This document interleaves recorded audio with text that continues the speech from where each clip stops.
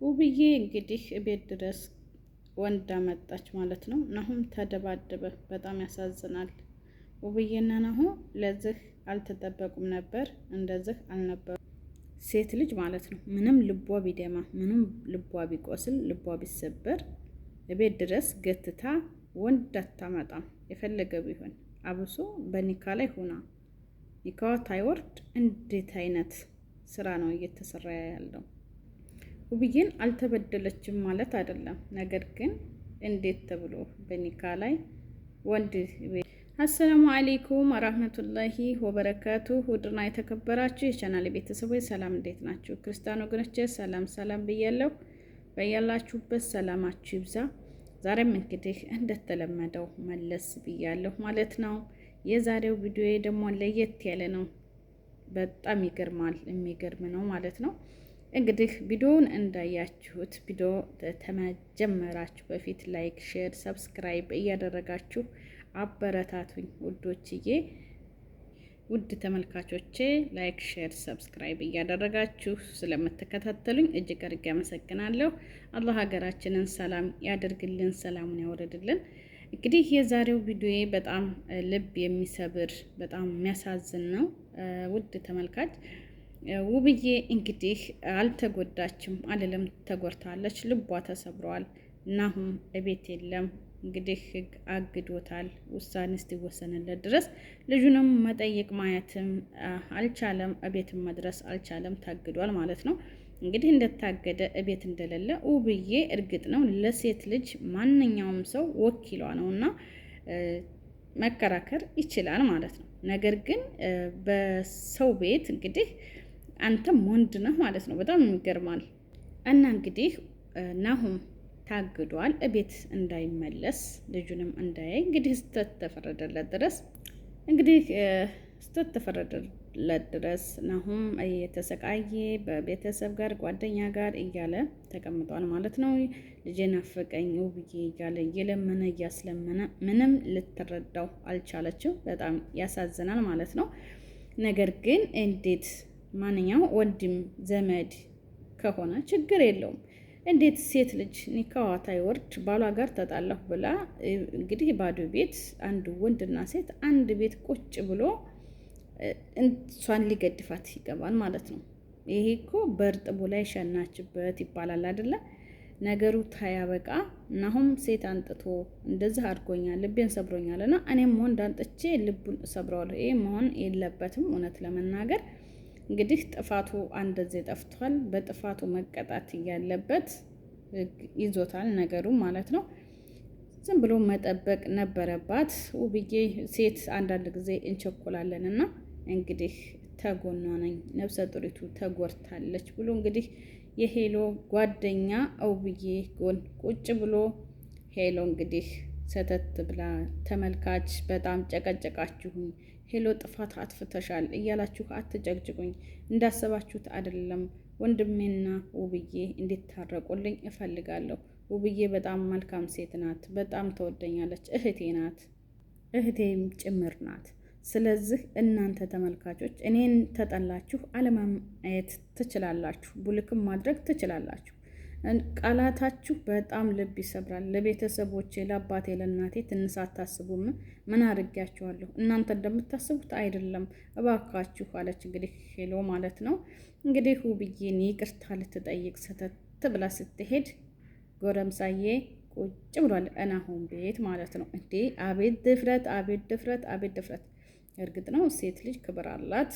ማንኛውም ሰው ተጎኗ ሊቆም ይገባል። ነፍሰ ጡር ሆና ማለት ነው። እንኳን ነፍሰ ጡር ሆና ነፍሰ ጡር ባትሆን ማንኛውም ሰው ጠበቃዋ ነው እና ቢሆንም ግን የሱ ኒካ እያለ እንግዲህ ናሁም እንግዲህ ተወዳ ተወዲህ እያለ እያለቀሰ እያስለመነ ውጭ ለውጭ እየሄደ ውብዬ እንግዲህ ሰተት አድርጋ ቤት ድረስ ጎረምሳ አምጥታ ቁጭ አድርጋ ሄሎን ጠበቀቻት ማለት ነው።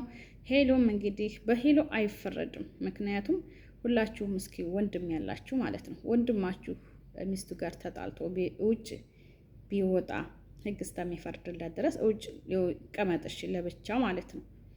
ሌላ ወንድ መጥቶ እዛ ቤት ውስጥ ስታዩት ምን ያክል ስሜት ይሰማችኋል እናንተ ማለት ነው። ሄሎ ላይ አትውረዱባት፣ አትፍረዱባት።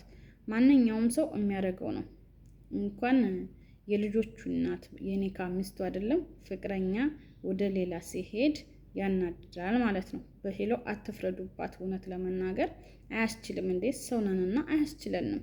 ሰውነንና አያስችለንም። እንግዲህ ሄሎ ይቅርታ ልትጠይቅ ተመልካች ኮሜንታችሁን ሳነብ በጣም ጨቀጨቃችሁ። ልብ የሚሰብር ንግግር ትናገራላችሁ። እባካችሁ ምን አደረኳችሁ? ለእናቴ ለአባቴ ልቁምላችሁ። እባካችሁ አትድረሱብኝ።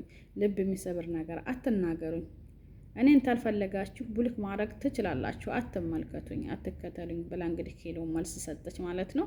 ሰተት ብላ እንግዲህ ጥፋተኛ ተሆንክ አሁንም ነገም ዛሬም ውብዬን ይቅርታ አላታለሁኝ በእኔ ከሆነ ብላ እንግዲህ ሰተት ብላ ስትሄድ ሄሎ ማለት ነው።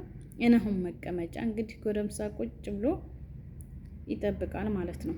እንዴ በነገራችን ላይ አንድ ሴት ልጅ ማይጣላ የለም፣ ይጣላ። እሺ ምክንያቱም ይጣላ፣ ሁሉም ሰው ይጋጫል አይደለ? አንድ ቤት ሆኖ ስትጣላ ቤተሰብ ጋር ይከዳል። እሺ አትሄድ፣ ቤቷ ትቀመጥ። ወንድም ታላት ወንድም፣ እህትም ታላት ቤተሰብ አባት መጥቶ ተጎኗ ቁጭ ማለት አለበት እንጂ እንዴት ባዳ ወንድ እቤት ውስጥ መጥቶ ቁጭ ብሎ ይጠብቃል? ለራስህ ሳታስብም እንደ ሰውየው በጣም ይገርማል ማለት ነው። እንዴ ሸም የለም ደግሞ የሄሎ ጓደኛ ማለት ነው። አቤት በአሁኑ ሰዓት ሴት ብቻ ታይሆን ወንድም አትመኑ። በአሁኑ ሰዓት ማን ይታመናል? ግን ማንም አይታመንም ማለት ነው። እውነት ለመናገር ማንኛውም ሰው በአሁኑ ሰዓት አትመኑ። እውነት ለመናገር በጣም ያሳዝናል። እንግዲህ ሄሎ የምናወጋው አለን፣ ውጭ እናውራ። ነብሰ ጡር ስለሆነች እሷ ማረፍ አለባት። እየመጣችሁ አትጨቅጭቋት አለ። እንግዲህ ሊማከር መስሎ ውጭ ይዛ ወጣች። እንግዲህ ሄሎ እየተማከረች እያለ አንተ የምትሰራው ስራ ትክክል ነው ወይ? እነሱ ታርቀው አብረው እንዲቀጥሉ እኔ እፈልጋለሁ። እባክህን አንተ ትሄት መጣህ? የኔ ጓደኛ አይደለህም? ታጠገባቸው እንድትርቅልኝ እኔ እፈልጋለሁ እያለች እንግዲህ ልጁ ጋር ስትጨቃጨቅ ጎረምሳው ጋር የሄሎ ጓደኛ ማለት ነው። ናሆም እንግዲህ ታለበት ከቻለ ማለት ነው። ናሆም ከቻለ እንግዲህ መቼም በሚስቱና በመሬቱ የማይደባደብ ወንድ አይባልም እና እንኳን ሚስቱ ቤት ተጣልቶ አስገብታ ቀርቶ ማንኛውም ሰው ሚስቱ ጋር ቲያወራቴ አያስችለውም። ወንድ የሆነ ሰው እንኳን ወንድ ሴትም አያስችል፣ ማንኛውም ሰው አያስችልም። አንተ ምን እያልክ ነው? የሄሎ ጓደኛ አይደለህም ወይ? ምን ልታረግ ሄድክ? እኛም ማስታረቅ ተፈለክ መጀመሪያ ከኔ ጋር መተህ እንጂ አንተ ምን ታረጋለህ እኔ ቤት ብሎ ጥያቄ ሲጠይቀው ግብ ተያዙ። አቤት ጎረምሳ፣ ግብዳ ጎረምሳ ነው ነገሩ። በውፍረትና በእጅ ሴድ አይደለም፣ በሰውነት አይደለም። ያው ጠንክር ያለው ይጠነክራልና እንግዲህ ናሆም ሊደበድብ ክንዱን ሰስቆ በቦክስ ሊማታ ሲል ተናነቁ ማለት ነው። እንዴት ተናነቁ? ያው የሸሽ መስሎ ወዳ ፈቀቅ ብሎ ፍልጡን ይዞ መጣ ማለት ነው። ሴት ናት እንግዲህ ፍልጡንም ምን ወጥጨቱንም ይዛ እንግዲህ ልትማታ ብድግ የምትለው ማለት ነው። ፈቀቅ ብሎ የሸሽ መስሎ ሄዶ ፍልጥ አንጥቶ እና አሁን በቃ አንገቱን ሲጥ አድርጎ ያዘው ማለት ነው። አንገቱን ሲጥ አድርጎ ያዘው ጨርቁን። እባክህ ልቀቀኝና ይዋጣልን ብለኸኛል፣ ይሄው ይዋጣልን አለው። ናው ምሽ ልቀቀኝና ይዋጣልናል። እሺ ልቀቀኝ። እሱን የያዝከውን ጣለው። እንዴ ምን ብሎ ይጥለዋል? አንተን እኮ ሊደበድብ እኮ ነው የመጣው። ይዞት የመጣው እኮ አንተን ሊደበድብ ነው። አንተ እሱን ጣለውና እንያያዝ ትላለህ እንዴ? አንተም ለራስህ ፈልገህ ነበር መያያዝ ያለብህ። በነገራችን ላይ በጣም ያሳዝናል።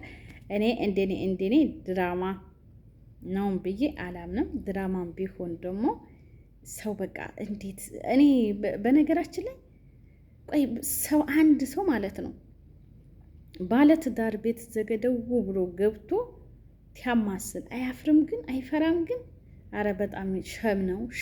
ምንም ቢሆን አባወራ እሌለበት ማንኛውም ዘመድ አልሆነ እህት አልሆነ ሰው ዘገደው ብሎ ሲገባ ግን አያፍርም? በጣም ያሳፍራል ማለት ነው። እውነት ለመናገር እንግዲህ ውብዬ ተይኝ እባክሽ፣ አንቺም ሆንሽ ወንድምሽም ዘገደው እያላችሁ እየመጣችሁ አትበጥብጡኝ፣ ልኖርበት እባክሽን ውጭልኝ፣ ተጎድቻለሁ ልረፍበት አለች። እንግዲህ ውብዬ ተጎኗ ያለው ጎረምሳ የሚፈልጋችሁ ሰው የለም አልፈልጋችሁም እያለች ነው። እዚች ቀዬ እንድትመጡ እንድትደርሱ አልፈልግም ብላለች። እንዳላያችሁ አለዛተባቸው። እንግዲህ ናሆም ተደባደበ ማለት ነው። በሚስቱና በመሬቱ የማይደባደብ ወንድ አይባልም። በነገራችን ላይ እንግዲህ ናሆምና ውብዬ